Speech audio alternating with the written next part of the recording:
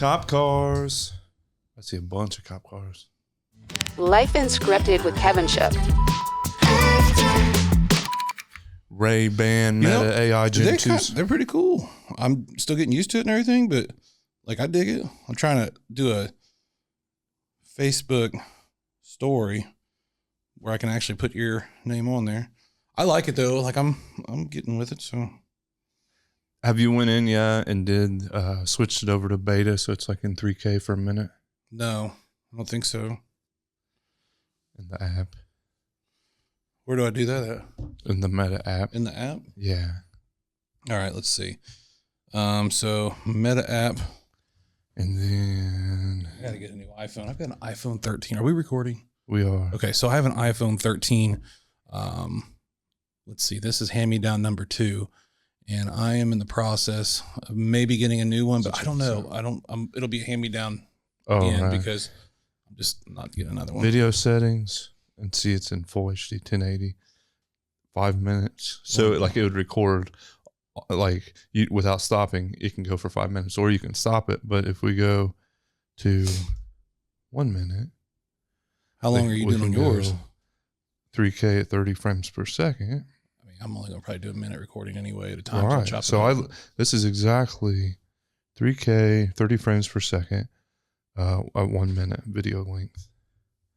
So now, if you tell it to start recording, it'll be 3K, 30 frames for 1 minute, or unless you stop it before then. But you're right, because what's going to happen if you left it like in 3 minutes and 5 minutes, you're going to bog down your storage. So where it's at now is doing 1 minute. 3K for 1 minute. That's what I need. Okay. So now I could go and. So hit it. Just do it. Hit it now. Hold it. Okay. So now I'm recording. And then Lights on. We'll time it. There's a light. Hey, Meta. Right here. Yeah. Start recording. Hey, Meta. Start recording. She almost didn't listen. Now I see your light. So we're lit. We could walk down the street in dark and light up like Christmas lights and just be like, look at these two goobers with this. The cop cars down there. I don't know. So we'll see. We'll see if it we can add and then just cut the different clips up and then put it into video segments. Absolutely. And be like, hey, this is what I did. Check this out. Look at this, and then that stops it. So, but if it only did, or you can tell it to stop it, or you can just let it go for the minute. For the minute. That's what I was wanting to do to see if make sure it's on a minute. Okay. Well, we'll do it again. All right. I heard the noise. Now you've got. So you don't wear scripts, right? You don't. No, these are just regular. No, I'm just normal. Do they feel awkward or anything? I don't wear glasses a lot. Mm-hmm. Sunglasses are kind of a weird thing for me too, but like I'm just been getting used to it. So I thought about getting the sunglass ones, but then there was ones that had green tint to them, but I don't know. And then I'm looking at, if Chandra gets some, maybe we'll just like sit in different rooms and send videos of like, hey, what are you doing? What are you doing? Well, it's just fun because I feel like the whole point in getting into all the wearable tech is to get away from having to have this out all the time. Yeah. And then pretty soon it'll be like, we won't even need this. You know, it's wild. So, obviously I worked in the cell phone industry for years. I've talked about that a lot. And, in probably 2010, they really started to talk about wearables, specifically a ring that would go on your thumb and your finger. Oh yeah. And there's a website in Japan. It was called like Docomo, and they would have us go, it stopped. So anyway, you would go on there and it was in, Japanese writing on the actual website. So you couldn't decipher it back then, but unless you knew how to read Japanese writing, but, it would have all these different things that they were testing with wearables. One of them was glasses. They had watches, but the biggest thing was you had the ring and you could just pinch it together. And that's how you would make calls. You would communicate with it. And then they even had stuff that was like the beginnings of hologram stuff. Oh, really? But it was very like cartoon, it wasn't. So it's really interesting to see where all this is going with beyond just the phone. Oh yeah. To have just the normal. We're not going to need, like, literally if these had 4G would be. I mean, there were smart shirts and stuff they were selling at, I think Dick's Sporting Goods a few years ago. Oh, really? And there was something because it had something that would measure your heartbeat. Oh, so yeah. So it was basic stuff like that. But yeah, as you get more and more, it'll be smart clothing, all that'll be connected, which is weird because you've got to use different things to be able to power that, right? So you've got to be able to have electricity and water and how those resources work. It's like people are thinking about, well, where do I invest? Do I get into, investing in AI and tech companies? And I'm not here to tell you how to invest one way or another, but like, if you think about it from a big picture perspective, you got to have something to be able to fuel and funnel all of these testing centers, all of these processing centers for the data, so you've got to have electricity. So how are you going to get that? You've got to cool those, all the computers and everything that goes in. So there's a lot of opportunity there for people who are looking, if you're trying to get bored and want to research, like, hey man, what am I going to do this Christmas? I'm going to look and see about electric companies and water companies and how they will grow with AI. Well, that's interesting. Because so the other day I was up in Huntington, Indiana, and filming, photographing, and making tours of apartment building, and it's the same company that's doing this is going to be an apartment probably the end of next year, where we're sitting right here. Really? I should rent it and make it my own personal, it might be a bedroom, but I could still make it a podcast studio. But anyway, so I'm up there, and I go back to put all my equipment back in one of these apartments. I staged everything, all of my equipment. So I'm done for the day. So I go back in there, and there was a lady in there, and she turned around, and I knew she didn't work there. And I'm like, are you renting this one? I'll just kind of randomly say stuff. And she said, I already did. I'm like, so I'm trespassing. Welcome home. And we get to talking because she tells me that she's just randomly moving to this new town. She wants a new town. And that's fascinating. Well, she's a steel worker for the carpenter union in the state. Okay. And right now they're building that new hospital, the IU, up on 69. Okay. So they're working on that project, but then they might become more involved with the data centers. Oh, yeah. So we were talking data centers, and she told me that Indiana is one of the hot spots because we have the most lithium. Huh. So I didn't know that. Yeah, I didn't look all of that up. Batteries. Well, so one of the many things, you'll scroll through St. Joseph County, where South Bend, Mishawaka, that what they call it, Michiana, that area up there. They're either going through the voting process or talking about putting an Amazon data center up there, not an Amazon processing center, but an actual. I got a message that just came through. Somebody's talking about the Steeler game right now. It's funny. How are they doing? See, you didn't have to look at your phone. Yeah. That's what's crazy. 3-3. That's pretty cool. 3-3. 3-3. Hey. So and then how would you? Well, so replying back to text messages with these right now are kind of a little weird because she wants to send them. And I say she because mine's a female voice. I leave it on female voice. Mine's John Cena. So I actually, because awesome. it asked me, it said, what do you want to do? And I'm like, well, I want to be John Cena. You can't see me. So. You're going to wake up tomorrow with Down syndrome. But so anyway, but she's really good sending it back through Messenger. And then one time. Or WhatsApp. Or yeah. So the workaround is to just say, hey, Siri. As soon as you trigger your phone, she talks to there, and then Siri's a lot better with the recognition of sending a text because she'll ask you the Meta AI, which is the Llama model, the large language model. It'll keep asking you to confirm, is this on your phone or through Messenger and all this stuff. So maybe as they update software and things like that. I think when I got a text the other day, I just said reply to that person, and then I think she did. Well, now I'll look and see. It's actually somebody else. It's another Steeler fan that was. So Steelers your team? Yeah, they've been my entire life. I became a Steeler fan once I learned football from my dad. So that's all I knew. And then they were terrible when I first became a fan. Then we're good. Then we're terrible, and they've been pretty good and going through a rut now. But anyway, no, in the South Bend area, they're talking about like it was AWS, I think is what it is. But so building this gigantic data center for AI, and the amount of land they're going to have, how big it's going to be, the amount of water, I guess, that they have to be able to get from somewhere.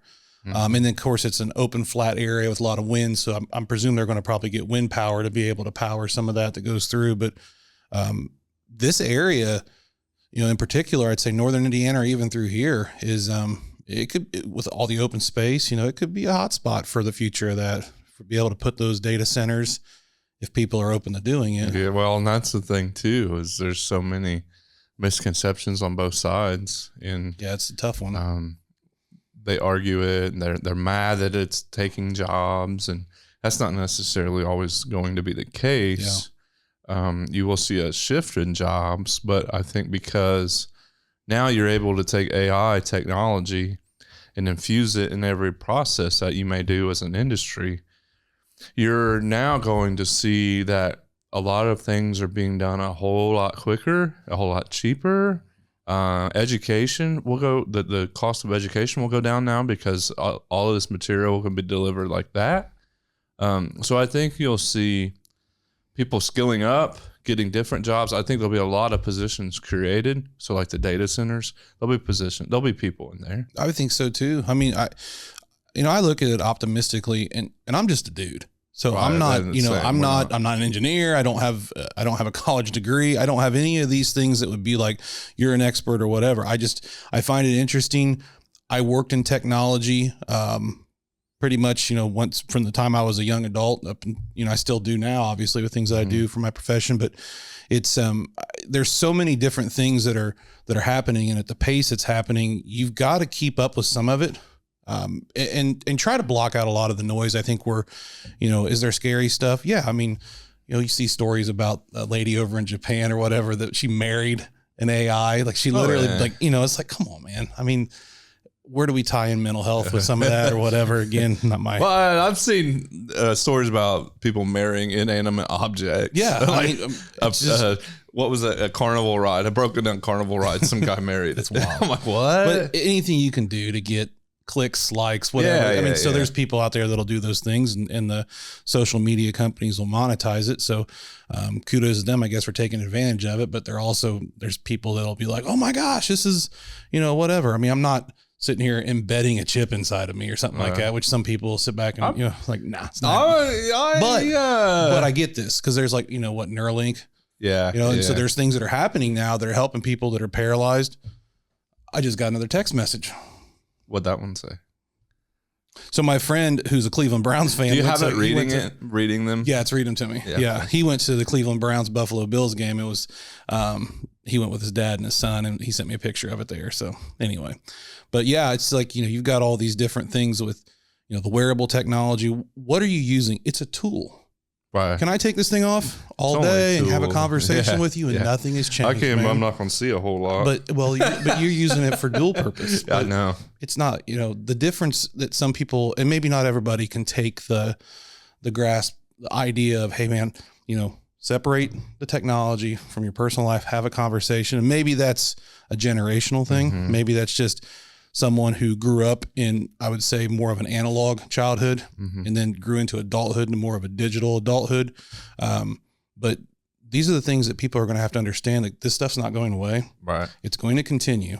So you have to embrace it so that you can go and, live life, make it better, use it as a tool. That's what it is. And use it at your own pace too. Yeah. Don't let it overwhelm you. And that's what, I see so much, marketing is my job. Like I have to, that's my thing. Right. So I have to get ahead of all of these trends and see what trends are bullshit and what, what hype people are trying to sell. Yeah. And, it's like some of these companies claiming to be AI companies are worse than the pyramid schemes.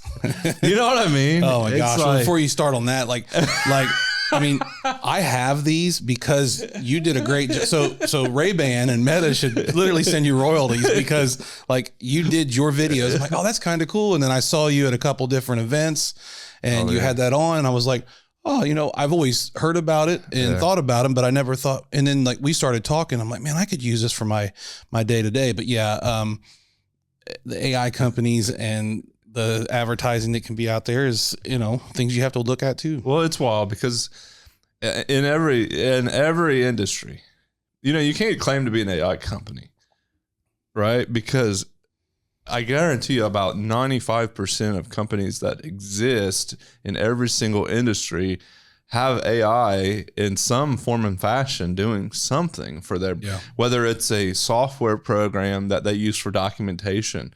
Well, that company probably is using AI somehow to do market research, to do documentation. So it's just fun. It's funny watching it unfold because suddenly everyone's an expert. And you know how I am when it comes to that kind of stuff. Because you have to literally you still have to have that human driving it, prompting it, driving it. You still like everything I do now in marketing. AI touches for sure.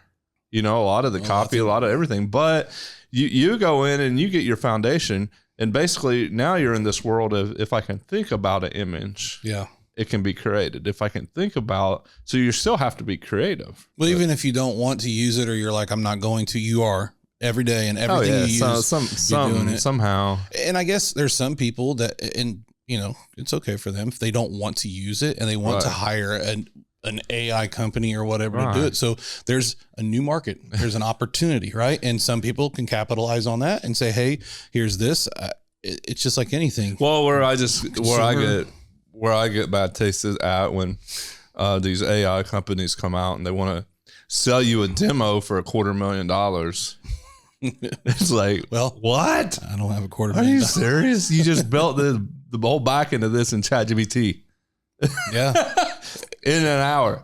Well, and a lot of it too is like, I think people are talking to any of these different AI models that are out there like it's Google, and you can't. Right. You've got to be able to have, you've got to give it the instructions. You've got to tell it, you know, they call it prompt engineering, right? Mm-hmm. So, and you know this a lot more than I do, but like, and my kids will be like, what are you doing? And I'm like, I'm telling them what I'm like, you're acting as this is what I'm looking for. And then you're layering piece by piece, like what you're trying to do to actually get it to give you that end result, because you're refining it over and over. And there's just different levels of learning how these things go and using it, and using it for good, using it to help and to be able to be more efficient and more effective in your day to day.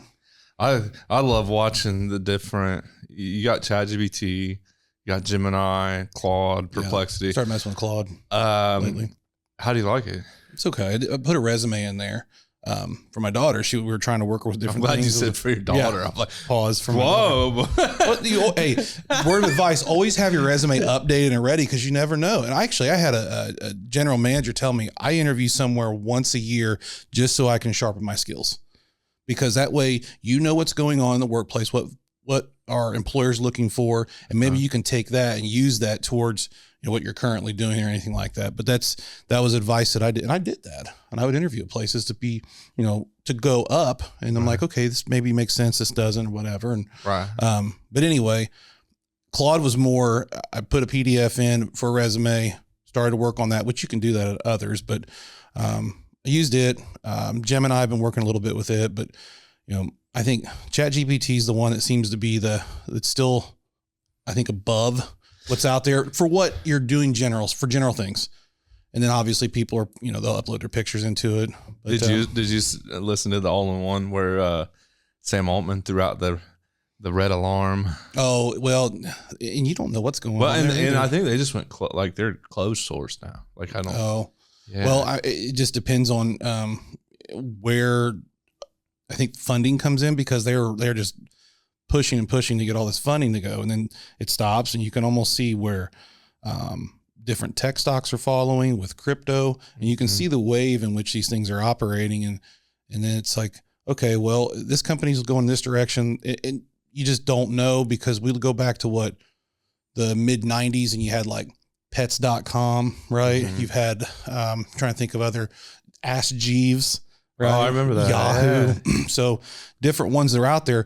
At the time, this company or this search engine was head and shoulders above all. And now, Google took over to a certain point and went there. So it'll be interesting to see where the most creative AI company that can, be the most effective, be able to handle the financial component of it, scale to the size they need to be. So, will it be ChatGPT? I don't know. I don't know. I almost eat my words from last year, because the way they've leapfrogged, I kept thinking ChatGPT would put Google out of business. Yeah. And then they finally got their Gemini and their VO3. They caught up quick. And they might have passed them a little bit too, which is like so. I almost wonder if OpenAI got a little complacent because now all of a sudden they're in emergency status. Yeah. Saying your only focus is on this ChatGPT. Well, and then Grok was taken off, and that I do use it a lot too. And there's some people I'll only stick with this one, and I would diversify and try to use different ones to get your skills sharpened with all those. But I mean, that's you got to think that like if we just being normal guys that can go in and do the things that we do with it, what are those that are super trained, super skilled that are within the government that are doing? I mean, even at the beginning of the year when they were doing stuff with the Doge, and they were running AI programs they're working, a million times faster than normal person to go in and find things. And it just makes you kind of, it's crazy. Your mind opens up to like, wow, like what if we can figure this out at this, like I can build a chat bot. It's simple. I got a whole dashboard. I can build a chat bot, take a bunch of PDFs, throw a website in there. There's a chat bot. If I can do that without a degree and without anything else, it's crazy what these corporations, these big tech companies have already done. And that's why. So I was in a Zoom with a company 3 or 4 months ago, and they were like plugging in little chat bots to help them record. And I'm like, guys, Zoom already does this. It's called the AI summary. But somebody's buying it. Like it's all like Zoom already, like they already do that. So it's like, how are you can't get ahead of a tech company. I mean, well, it's like we took so long to go from pagers to the Motorola Razr. I'm still looking for my pager. Okay. I got a pager somewhere. So that time frame, pagers to Motorola Razrs, that seemed like it took forever. And then from the Razr to an actual smartphone or go to the iPhone. Yeah. And then just boom, it took off. Oh, now it's crazy. So now it's like, okay, where are we at in that comparison? Like, are we in the Motorola Razr part of the AI experience? Have we gotten to the smartphone part?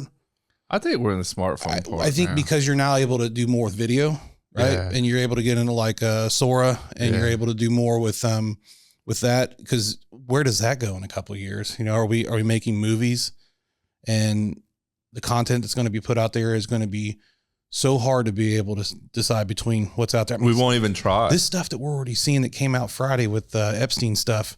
Yeah. But you're putting like you're. How do you feel about that, dude? Man, that's deep. First off, it's disgusting. But I don't think. I think it's a distraction tool. I don't think if shit happened, it would have been released a long time ago. If there was stuff that was out on, or it'd be completely, you would never hear of it ever. Yeah. I mean, I was talking the other day with somebody about this, and I was like, I think that he was involved in financial things for, at the beginning of his career. Yeah. And then whatever he was doing, he got into rooms with certain people. He was obviously a disgusting person. And the things that he did is disgusting flat out. Right. But the rooms he got in with people, he was able to have them in positions. And some of them were obviously going where they shouldn't have gone to and doing things that they shouldn't have done, where he could blackmail them with pictures and use things like that. What he was doing, from what you can see on some of these files, like right. It's like that you can see on just on Facebook or whatever comes up. It's like, what the heck, man? Like, it's like these young people is like disgusting, man. It makes you think like, what would drive a person to want to do that? Well, how do we know it's true? Well, I think because back then you didn't have the ability to doctor photos, right? But if you look at it this way, you're telling me what we've had: Clinton, Bush, Obama, Biden, Trump, Biden. So that, how was it? 45 years, whatever, since all, well, no, it's 35 years, I think. So anyway, since the 90s, and no one brought this stuff out. Like they told you nothing existed. It was never there. And now all of a sudden it comes out and they've got pictures with a former president of the United States in a freaking hot tub. Dude, which one was in the hot tub? As Clinton. Nice. How do you explain that? First off, you're the freaking president of the United States. What are you doing, man? Gross.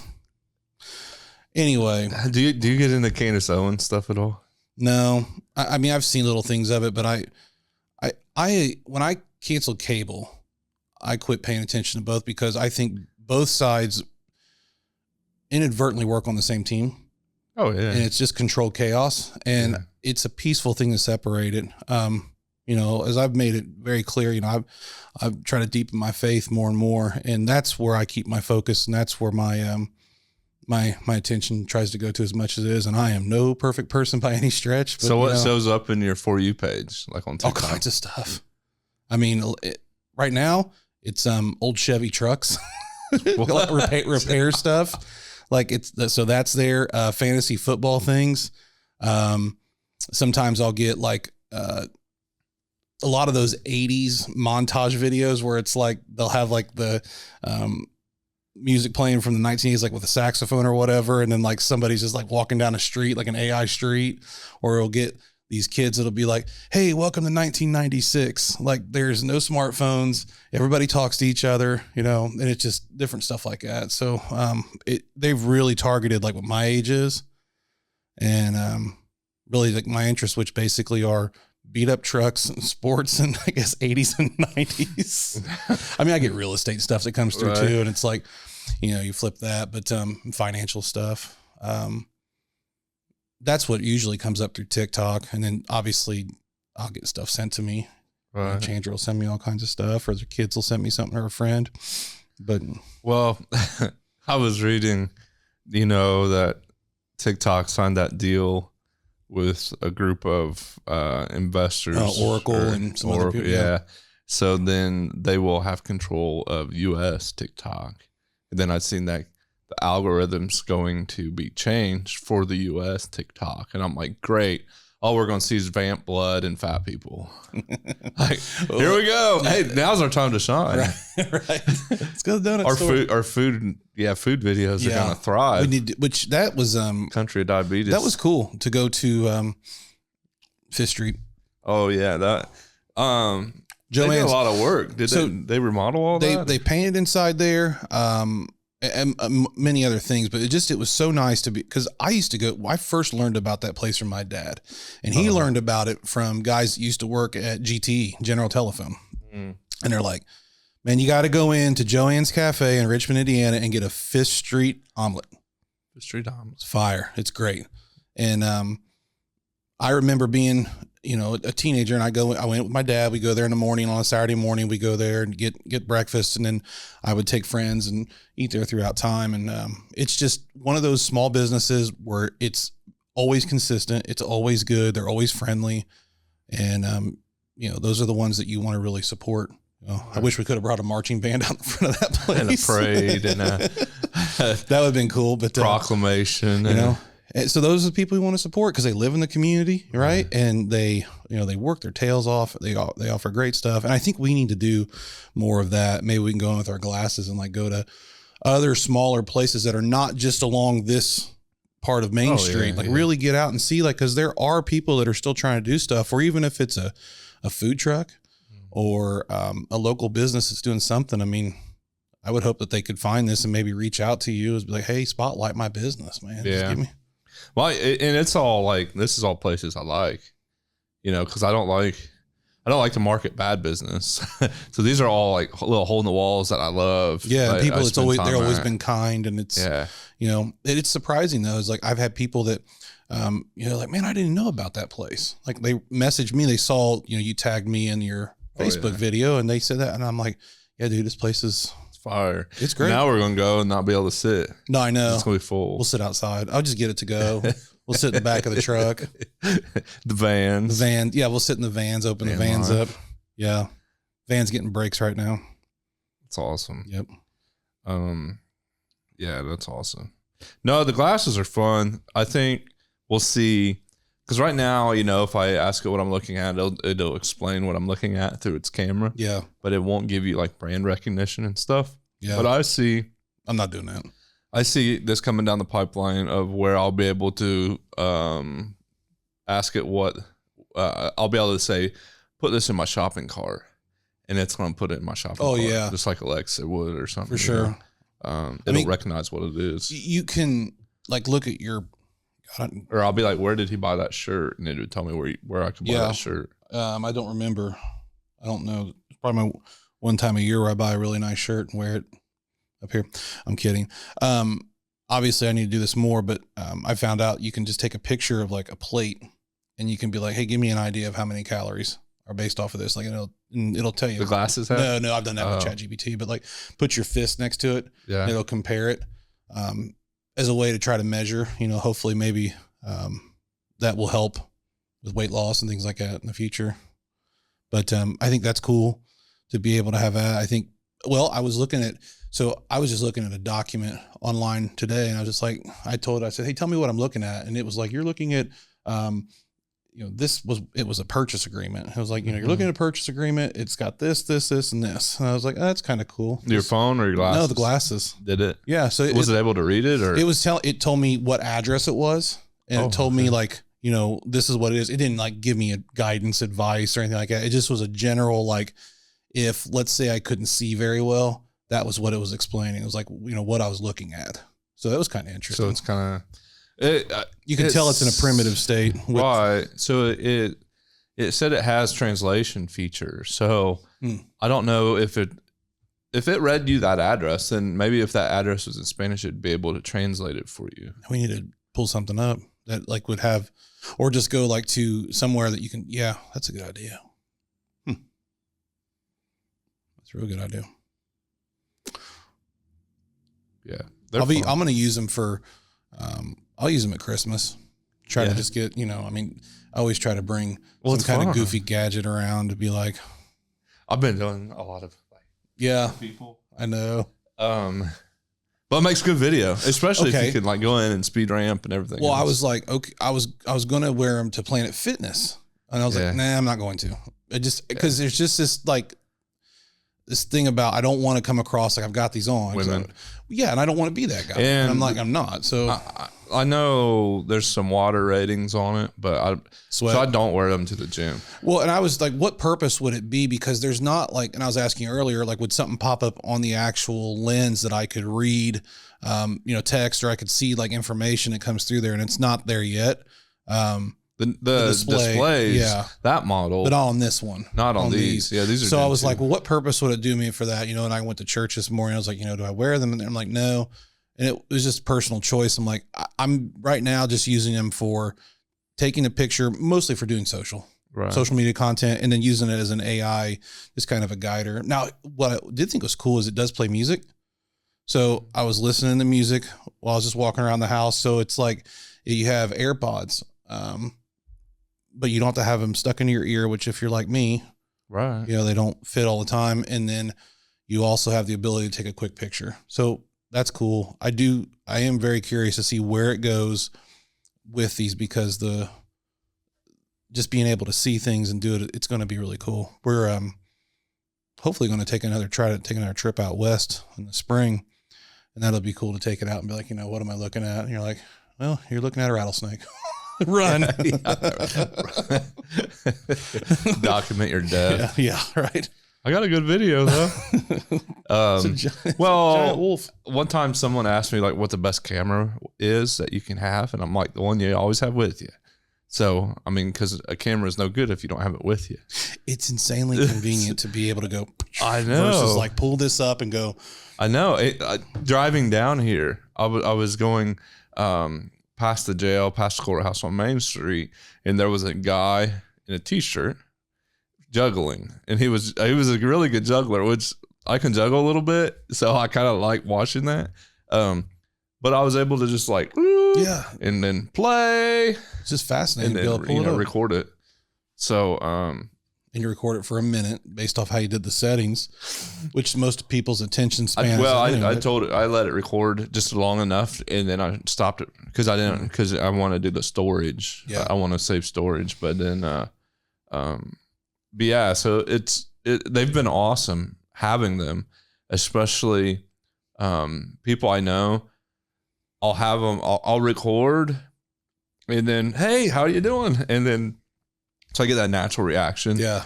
And then I'll be like, oh, I was recording that. Can I use that? Because you can get a really natural reaction. That's definitely, I've noticed that and I don't see the light that's up there unless you point it out to me. Right. But it's like, when I'm just like, I'm recording. I don't know. It's just, I'm looking at everybody different now when they have glasses, and Well, we're in that day and age where you should anytime you're outside of your home, you should always just presume you're being recorded. That's very good advice. I was just telling a police officer that. That's very good advice. I ran into one of my friends the other day that's on the police department here, and I was showing him how they work, and we were talking about it, and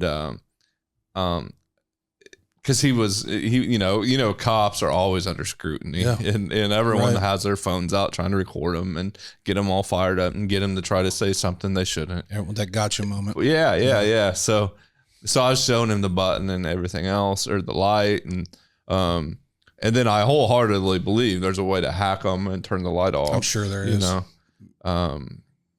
So, but I was like, I think if you're outside of your house, you should just presume that you're being recorded all the time. Yeah. Everywhere you're at. Well, I mean,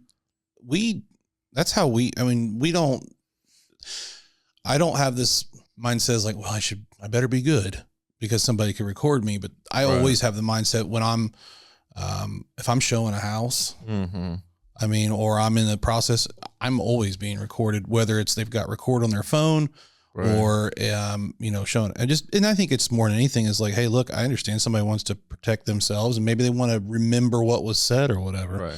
Got nothing to hide. Take notes. Yeah. I mean, it's like, hey, I'll encourage people like, hey, if you want to record this, so that way, things that we pointed out or talked about, like this is stuff that you can go back as you're thinking through and milling through the decision of maybe you want to make an offer on this house or not. I mean, that's part of why it's important to work with somebody who's going to be able to look out for your best interest and not have a filter of like, well, I'm just going to put on this specific persona. Like this is what you get.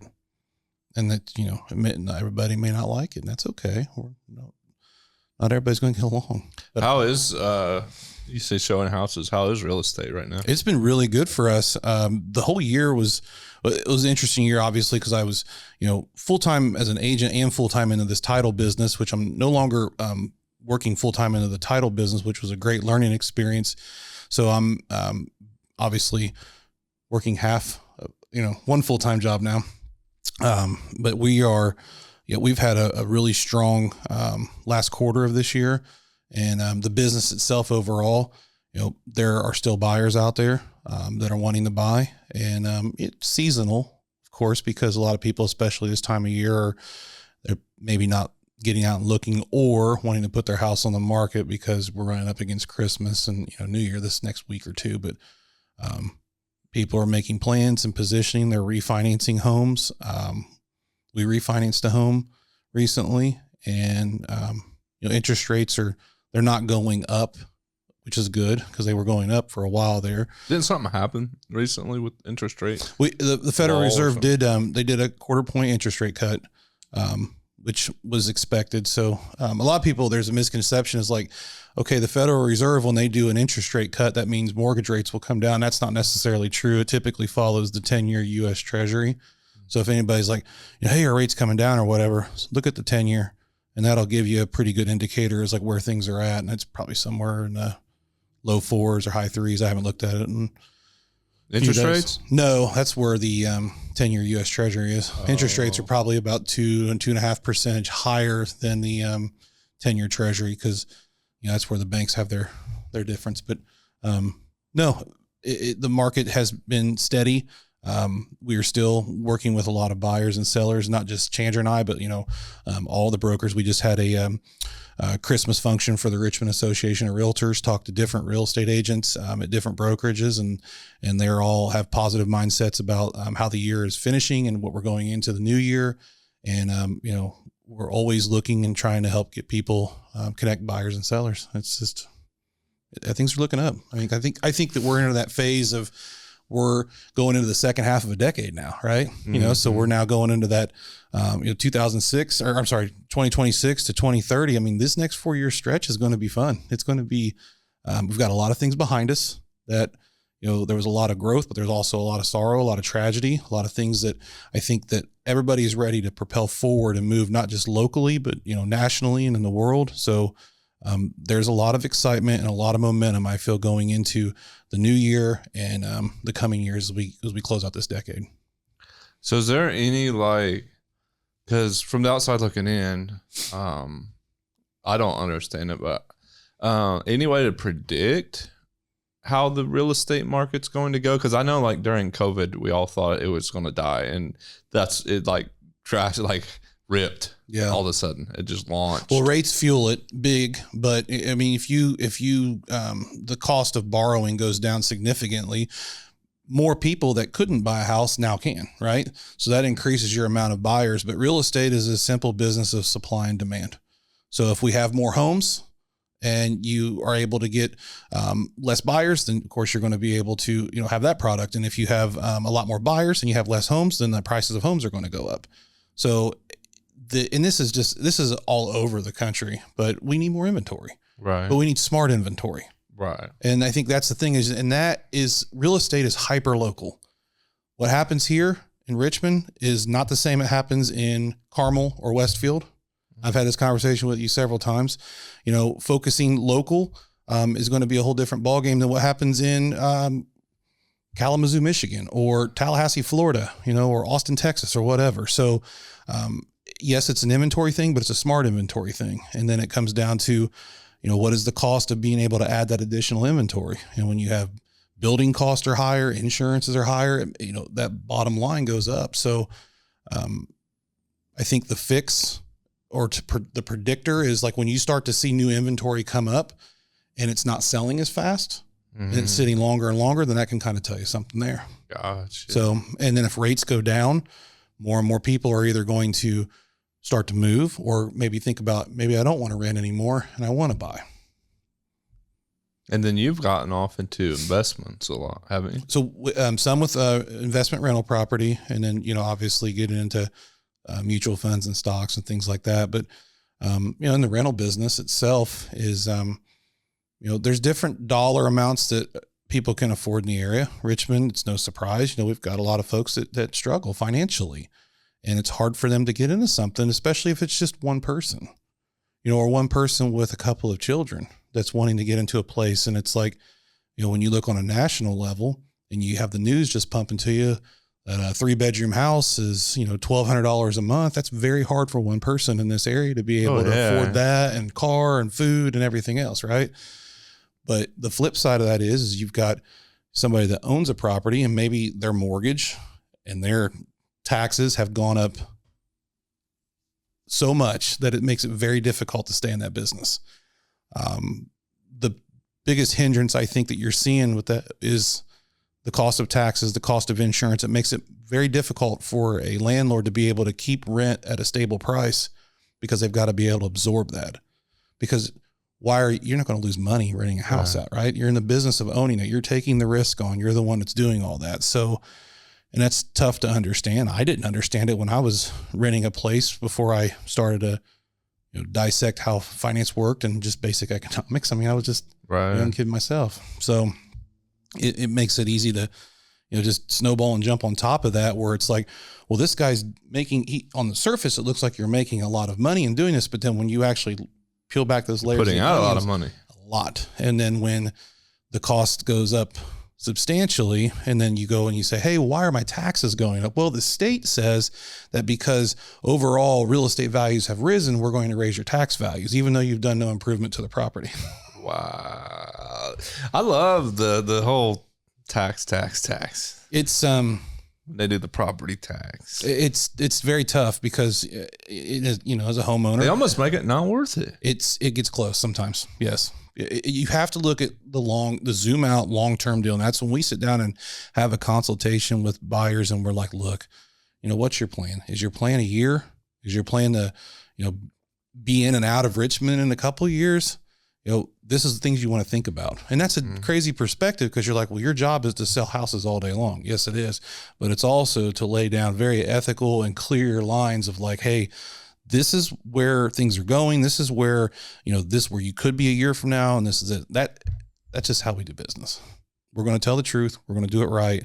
And next time I might have some glasses on when I do it. Transparent up front. Yeah. No, it's so... If I was wanting to buy a house, what should my credit score look like? What type of loan should I be looking at currently? Because that changes. It does. It depends. I mean, there's lenders that will approve in the 580 range. I mean, you're going to pay higher interest rate. You might have to put money down. You're going to go through a lot of under the microscope. What I mean by that is they're going to look at how long, if you've been at your job, payment history, previous bankruptcies, all that. So you'll see that you can get more favorable rates the better your credit score is. But there's different programs that are out there too. You can get in, if you're going with a first time home buyer program, there are lenders that offer programs where they can help with down payment assistance. It can help with some closing costs. There's things that go in. I mean, there's all kinds of different ones. So I would say, I guess my advice would be is first talk with your agent, like build a plan, and then work with your agent on a financial person, specifically a lender, whether it be local or one of our brokers that we have in the area, and they'll be able to give you an answer as to where you're at. Most people are payment driven. They don't, you start getting things real muddy and you're like, well, you're going to be at a 6.375 over 30 years and you're going to have, how much is it going to cost me every month? Right. That's what's important, right. So I can get here. Because 90% of America, we live month to month. Yeah. I mean, and I get it. And then you don't really understand it until you're like, oh, wow, well, I thought a $170,000 house is only going to cost me $900 a month. Well, it is if you put a certain amount of money down. So you pay for 70% of it up front. Yeah. So and talk to different people, talk to different agents, talk to different lenders. You don't have to get stuck into one. That's the number one thing is you have to be a good fit. Yeah. And that's a good fit with the client and a good fit with the, with the agent. We can wait to see one come down here, aren't we? Yeah. More shenanigans. Go get them, brothers. I think I just took a picture. I'm going to have to look and see now. Go get them, brothers. I'm just. But there's beyond just getting the house, there's a lot of people that they're not seen either.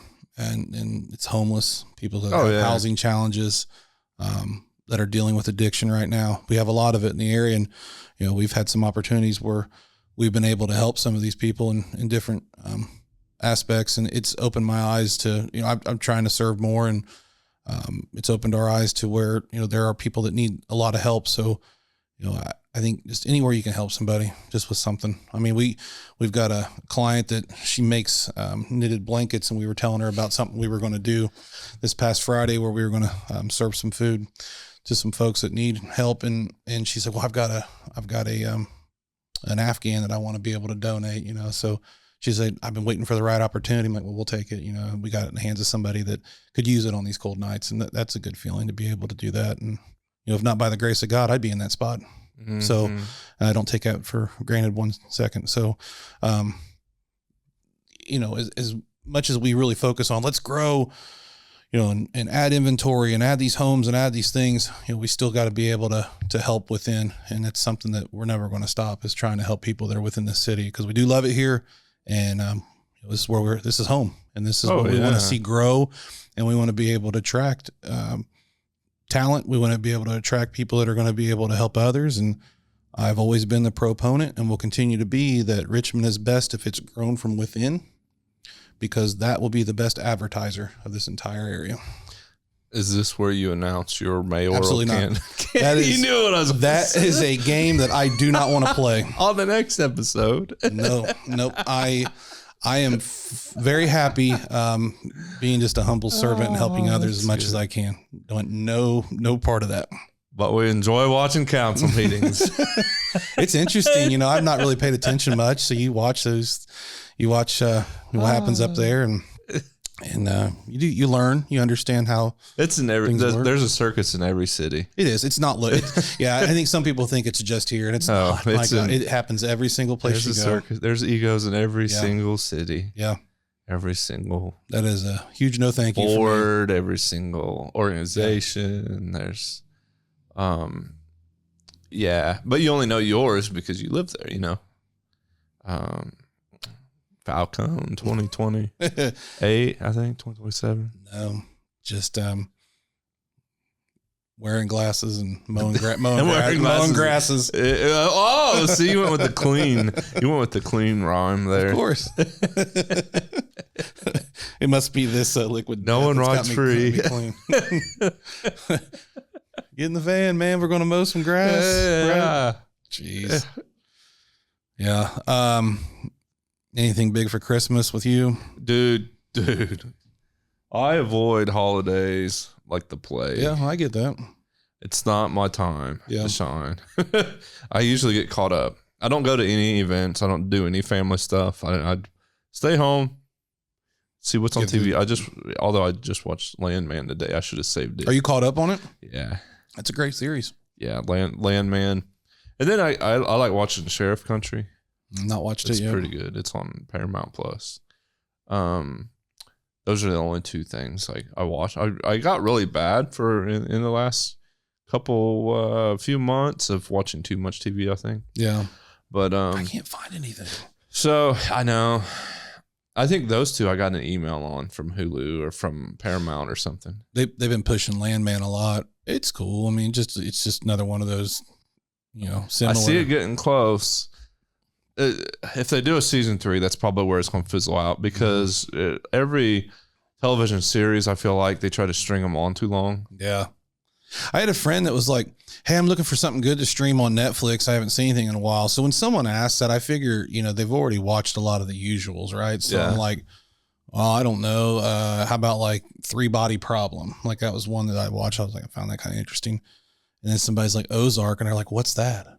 And they had no idea.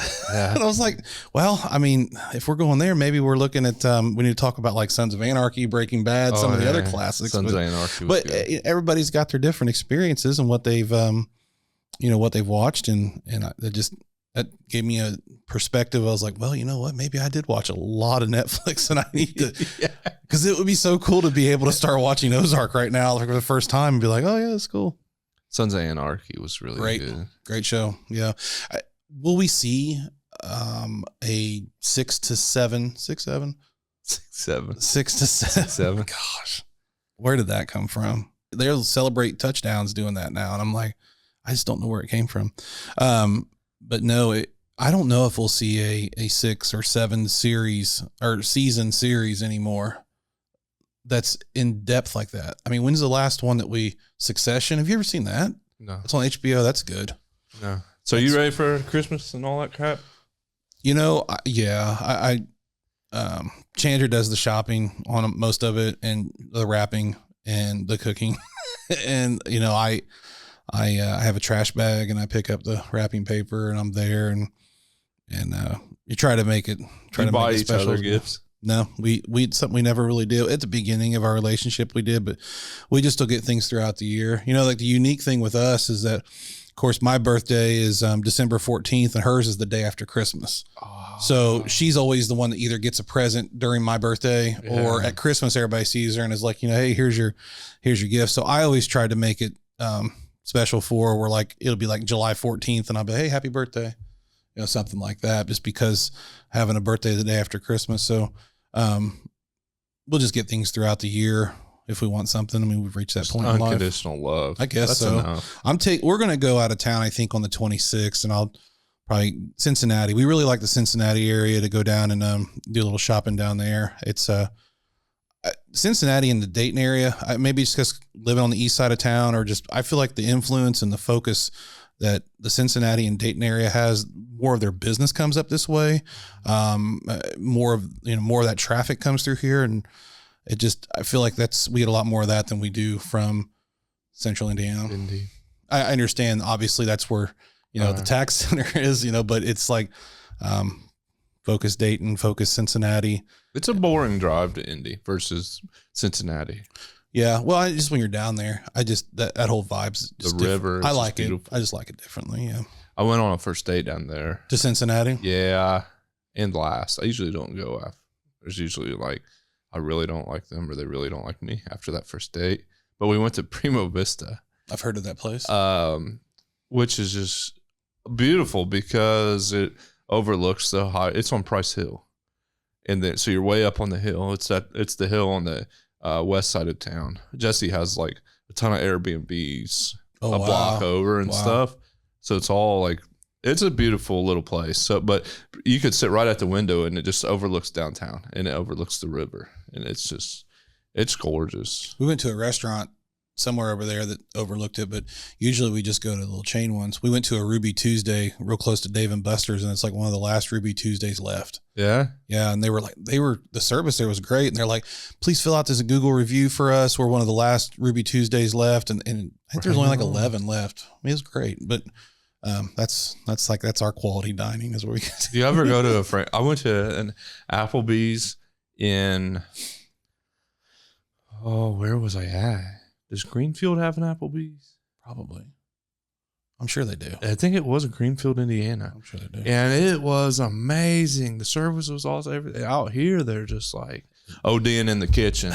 You know, Well, you might get something but warm. you'll get different experiences in all kinds of different places. I mean, like you go like to that Hardee's out on 35 here, where Yeah. they're super nice in that drive-through. Really? But if you go to certain ones, I mean, I've been there a long time, so hopefully it's the same. This is where we bash franchises. No, on it's not. It's episodes. just like, I mean, base it off an experience. Oh yeah. You know, I mean, I went to an Applebee's when I had my old sales territory, and I was up in the northern Indiana, Chicago, Michigan area, and it was a great Applebee's.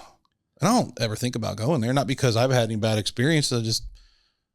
You just kind of get stuck in what you go with. Mm-hmm. It was good. I mean, It was real good. Steak was great. how do you feel about this food and beverage tax? The 1%. Yeah, like is it like, There's been like 3 podcasts up here about it. I think I almost think it's a must, but I also don't think we need all of these parks. yeah, I think there's like a lot of things that could be addressed. I think it's a must just because federal puts down on the states robbing Peter to pay Paul. Yeah. Well, Paul is not the local government, so the state's making all of these cuts on the local level when they need to be cutting There's state departments that need cut that don't need to exist, but then they're like, oh, we're cutting jobs. Well, that job don't need to exist. We don't need 92 counties. yeah. So there's just so much fat elsewhere that needs trimmed that I wouldn't say it necessarily had to come all the way down to that, but it's the only thing that it can be used for is the parks. And so it's very specific, and I don't think a lot of people understand that, and they get really highly emotional There's a about lot of like, emotions involved. we in should spend it on this or well, the city, the council, no one here on a local level is in charge of where it can go. I think it's so easy for a person to grab one of these and put it on a tripod or to grab one of these, right? And press record or to call you and come up here. Why can't there be a monthly just check-in where it's like, hey, this is the amount that we received, or There will be. But I guess my point is like making that where it's not hidden, where you have to go somewhere like where it can be seen, and like the person that is younger Are you talking about like once it's signed, then it's just, I mean, more than anything, just like show me where the money goes, but don't like bore me with spreadsheets. Like explain it to a simple person, you know, of your citizens in the city that just are curious where it's at, because then they can go and pull a resource and someone and say, hey, go check out that podcast on Global Media Enterprise. They were talking about it on November 14th, 2026. Right. This is this. Like, well, and that shuts that's a lot of that emotion down, where they're just like, well, it's just going nowhere. Well, show us. Well, and most of those people with emotion, they choose to have emotion, and they're going to be mad no matter what. That's true. So you're never going to make everybody happy. The transparency with communication, there you go. That's the big thing, and that's why they've been doing the podcast. So hopefully it goes into 26. Well, maybe more of an encouragement, like, hey, continue to share this so more people see it, because you can only if I follow you, right, I see it. Well, and this is the city's podcast that I'm referring to, but I don't think. I know for a fact that the council, they have to approve everything. Once that food and beverage tax is implemented, they have to approve everything, every penny that comes through it, where it goes at the Parks Department, and every special project at the Parks Department, or if it's to maintain current projects. So I guarantee you, in every single council meeting that's televised, that does make it to the stream, that does make it to YouTube, will cover that information. Just, I think more in bite-sized pieces. But I think there'll be bites for everything that comes through. Yeah, I mean, again, this is just simple dude from Richmond. Like, let me get somewhere I can pull it up very easy. That's within 30 seconds to like, hey, things are going good. Here's what's happening. Here's this. It's not going to change my habits. I'm still going to go eat where I'm going to eat. I'm still going to drink when I'm going to drink. And that's the thing too. And that's what, if I'm eating out at a restaurant, I'm not worried about my money, because if I'm pinching pennies, I'm going to Dollar General's frozen section. Right. And grabbing some beef patties. It does come back to the principle of, and I understand this, of, there's a tax. Right. It's just that word. And then when do they ever take it away, or does it ever decrease? Right. And do taxes ever decrease? Very rarely. Never. Do taxes ever go away? Never. Right. So it's like, as soon as you add one, then it gives precedent for another. I understand that part, but then there also is you've got to understand, is like, hey, you have to deal with what you're dealing with right now, with the conditions in the city, and from somebody that, I'm not ultra educated on it, nor do I try to be, nor do I want to be, because I'm not running for any kind of city seats. Well, it's the state's cutting your funding. At the end of the day, you have to figure out how to make it up elsewhere on a local level. And they were open to all the suggestions. And some of those might still be implemented. Yeah. We might ditch a park. We might ditch Springwood or something. Like town halls with people. Yeah. Not just during campaign season. I know. That would be cool. That would be cool to be able to, and not like it has to be at a country club, or it has to be at this special, like, I know it's crazy, but like somebody would like to have it like the bowling alley. Right. Or like go to people, right, and like you'll get them more actively engaged and involved. Go, or have them at the park. I think why that doesn't happen outside of campaign season is because once they're in them positions, they're attacked no matter what. It's true. And they're not compensated. It's not worth it. Those positions aren't worth it. No, I wouldn't want to. They do. The mayors, the council members, none of them positions are compensated like they should be. So it's very hard. It's very limited to actually have the right people in the right positions for the right reasons. I guess when you're looking at it, optics are everything. Right. And some of the optics aren't good. No. And when you're trying to be like, it gives me something to think about. You're not thinking about the actual subject. You're thinking about the optics of why you think about the narratives and and it's like and perceptions, reality. So and that's gross, and that's what turns you away, and that's what turns people away from being like, maybe that's something you'd want to kind of look into a little bit deeper or something. But no, it's gross. It's wild, man. Yeah. And it's easier to sit back here and just be like, we're just, hey man, what do you think about that or whatever? Yeah, that's cool, man. Yeah. Whatever. I'm still going to do what I'm going to do. I don't know. So I've been in this phase for the last year, basically, where I think about choices in life that we make. And I think about when I die, if you don't die an instant death unexpectedly, you might be in a hospital bed for a week, a month. Yeah. And not being able to do anything, but you're still alive.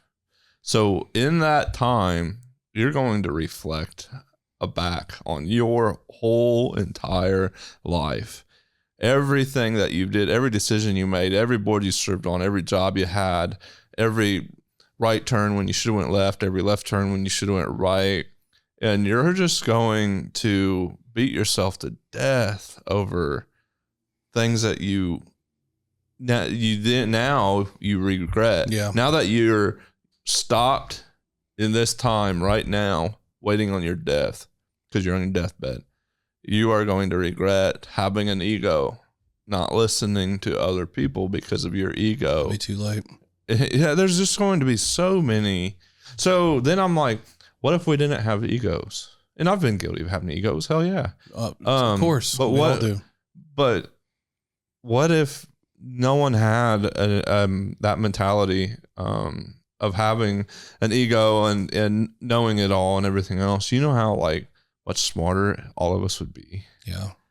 We would focus on a lot more important things. Oh yeah. and there'd be a lot less drama. Oh yeah. The world would be a different place. The news would look different. I think we all, though, will look back, whether it's in that snap of a finger and you're gone and you have that time, or you have a long time, you're going to be like, what did I not do? What should I have done? I think that's just normal that you're going to have as a human. All you can hope is that you can try to put yourself in the right direction. That's for you, and try to focus not only on being the best version of yourself you can be, but also trying to be the best version of yourself to help others and to be there. I think that's important, because I was talking with somebody the other night and they were like, I look back and I'm like, man, I got friends that are, they're passing away. I'm getting to the point in my life where I'm like, well, where are things going? And like, what's my legacy going to be? What are people going to remember me for? And the truth is, they won't remember you very long after you're gone. No. That's life. That's the nature. I mean, your family will, and people that really, you'll be remembered at certain times, and we'll have more of this as your memories show up on your, on your annual thing on your phone. But, what's your impact that you're going to leave for people, and just not for yourself, but how are you going to make the world a better place? How are you going to make Richmond a better place? How are you going to make just your day to day, and that can be as simple as a smile. Really it is. And some people need to smile more. Yeah. I mean, but they may not have a reason to do it. So you got to give them that reason, and in time, maybe they'll come around. And if not, you're doing the best you can. I mean, that's a deep thing to go and think in that aspect of like, what can I do to be better, a stronger leader, and what I mean by leader is not necessarily like with people, maybe in your own life, and just lead by example. But no one's perfect. We're all it starts within. Your leadership starts in the very center of your chest. And your experiences are shaping that too. And we're all just trying to figure out what we're doing. And we're, some people look better on the surface and they're not really when you peel that back. And some are very well grounded and figured things out. It's your personal. Someone brought up personal brand with me the other day, and they were like, "Should we focus on personal brand?" And I'm like, "You should focus on personal brand because it's you. Your personal brand is don't go out and get drunk and get a DUI. Don't do dumb stuff. Don't do this. Don't do that. And take care of yourself and do everything every day. Make the right decisions for you and your family. And I mean, that's your personal brand, and that builds everything else. But then, and I've been in this where my personal brand was shitty. You can't outwork a bad personal brand. And as soon as you straighten that up, then you can straighten up your business. I'm watching someone right now basically wreck everything just because their personal brand sucks. And they're making bad decisions, and they're relying on others for their own emotions. So therefore their business is extremely stagnant. And they're very comfortable with that stagnation, not thinking that they'll ever have competition. So at the very core of that is your personal brand sucks, bro. You got to always, be a series of adaptations and evolutions of things. You have to evolve. It's and like we talked about earlier with the AI companies or people that are getting more and more comfortable using an AI model for something. Everything's going to sound the same. And if you don't have an established personal brand that is beyond just your business or what you're doing, you're going to get very stale in terms of like you're just another voice that's out there. When you're posting things on social media and it's just another megaphone, 37, emojis and 5 M dashes and exciting news and things, you've got to be able to curtail that, because people are seeing that this is copy paste. At a certain point, it's like you have to evolve. You have, it's your brand. It's branding. It's everything as we get into this, the way the economy is shaping and the way that finance is shaping and the world is shaping. Your brand is so important. And it is. It's not you're selling yourself because you're trying to monetize. It's just, who is your brand? Right. Who are you? Your personal. Yeah, and I've done this where When I'm thriving the most is when I'm eating healthy, I'm exercising, I'm making the right decisions. I'm like telling myself, don't let my demons, my depression, all that, don't let all that. Like that's when everything else is thriving. And all of a sudden, like you're getting a random contract or you're getting, and you're like, holy cow. Putting energy out there. And you don't, it's your energy. It's like people will come to me because I'm Kevin Shook. People will also stay away from me because I'm Kevin Shook. And I love it because the right people come to me and the wrong people don't. And that's good because you've got a very good, clear line. But it's your personal brand. Yeah. And and you grow what is going to work best for you and you grow off of that. Right. So it's like, I'm the same way. Like if I'm sitting around or if I'm lethargic which I don't sit around very much, but it's like, if there's not momentum going on in my life, I've got to do something to do it. And I'm centered better in my life I've ever been with my faith. And, I try to put Christ at the center of it.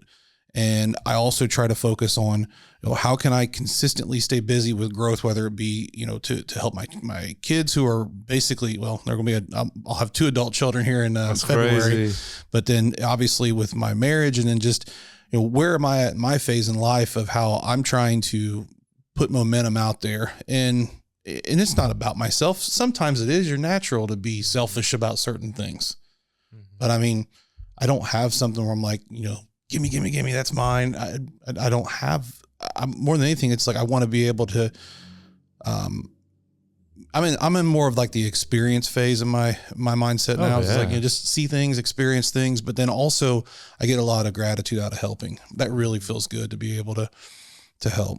As soon as you let go, as soon as you let go of the gimme and the greed, because we all know greedy. We know a lot of mutual people are greedy. Yeah. As soon as you let go of that, you reap rewards. Dude, I had this. So I don't know if I told you this experience about, so our vehicle broke down when we were going to go see my brother-in-law over Thanksgiving. I don't know if I told you this or not, but so they were north of Pittsburgh.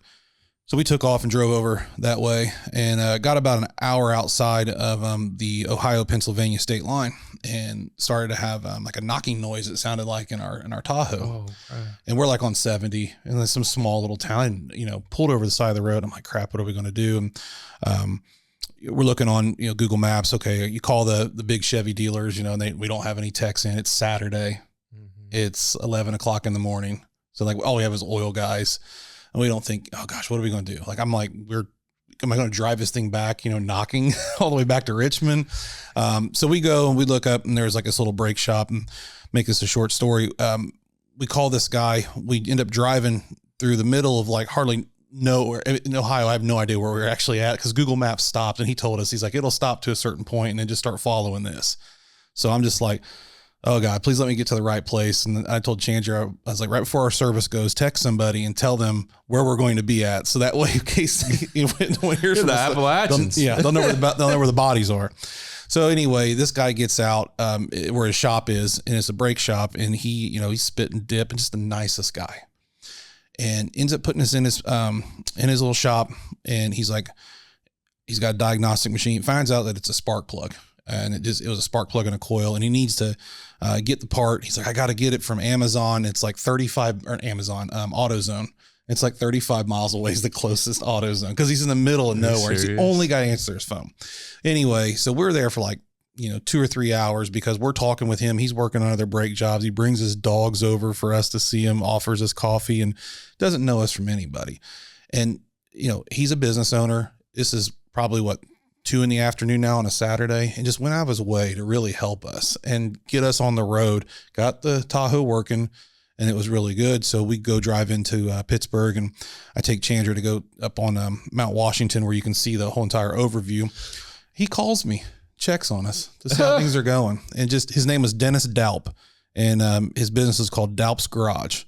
And the guy was just amazing. And he changed my perspective on, I always wanted to help people. Mm-hmm. Like, he gave me this mindset as like, when people are in certain spots, you've got to be able to help them and go the extra mile. He didn't have to answer his phone. He didn't have to take us because he had work to do. Mm-hmm. And he went the extra mile and checked in with us.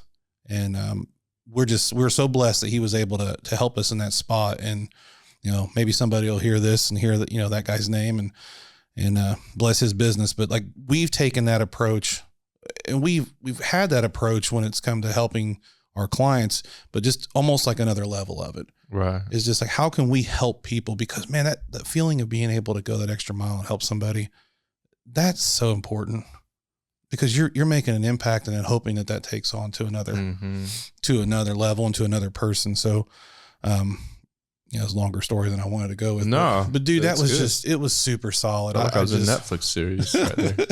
Well, it wasn't Ozark, but it was, I can't remember that. We're in Ohio. It was right off of 70, but How far out? About an hour from the Ohio-Pennsylvania border. I can look him up real quick and see what is. It was so cool that you didn't expect that, just because in today's time, you think you're just going to get treated as a number and it's just going to be, yeah. I figured we were going to sleep in the Tahoe somewhere, and then I was going to have somebody come get us. It was in Lafferty, Ohio. Lafferty. Yeah. Which was no laugh. It was really good. I mean, we laughed. It was a good time, I guess, but just a great experience. And I'm a firm believer that certain things happen in your life for a reason. And that was one of those catalyst moments where it really made Chandra and I go, we can do more. We don't, maybe we're being lukewarm, and, we need to do a little bit more. So, that's where we've kind of put our focus, and we feel like that's going to be a good thing going into the new year too. And I encourage other people that if they want to try to get a start and get momentum in their life, go help others, go do something, because it's not only will you feel good, but you're putting in good vibes into the world, and it's going to come back to you. Life Unscripted with Kevin Shook.